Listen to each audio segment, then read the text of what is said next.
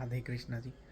आप सभी को पता है कि जब कृष्ण जी गए थे पांडवों के घर पहली बार, तब उन्होंने अपने आप को कहा कि मैं वासुदेव कृष्ण हूँ।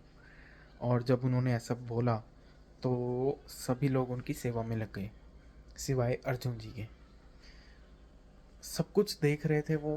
तो कृष्ण जी ने पूछा कि क्या तुम मेरी मदद नहीं करोगे? तुम सब लोग मेरी सेवा कर रहे हैं, तुम क्यों नहीं कर रहे? तुम कुछ भी नहीं कर रहे, सिर्फ बैठे हो।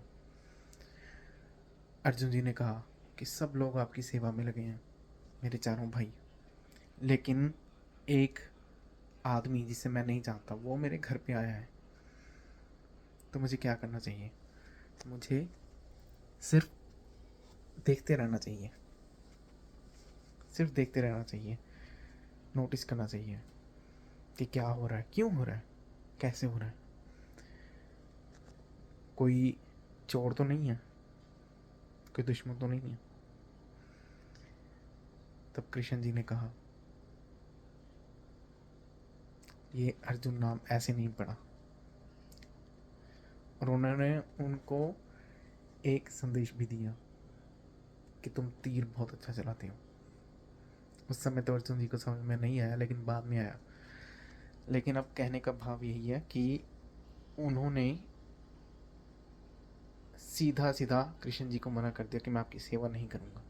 और इसका सिर्फ एक ही कारण था कि वो देखना चाहते थे कि आसपास क्या हो रहा है। इससे हमें ग्रंथों से बहुत कुछ सीखने को मिलता है। और इससे हमें ये सीख मिलती है कि आप मदद हर एक की करो, लेकिन अपने साथ हमेशा सवाल ज़रूर रखो, प्रश्न रखो अपने साथ हमेशा।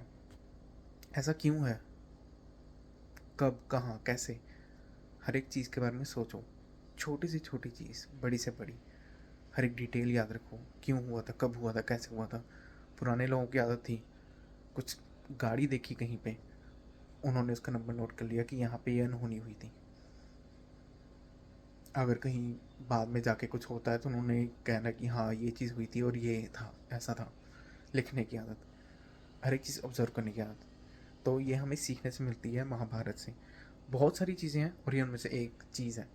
तो हमेशा याद रखो कि क्यों, कब, कैसे। आप चलते हुए कहीं भी, घर पे हो, कुछ भी हो रहा है, आपके पड़ोस में कुछ हो रहा है, हमेशा याद रखो कि ये हुआ था।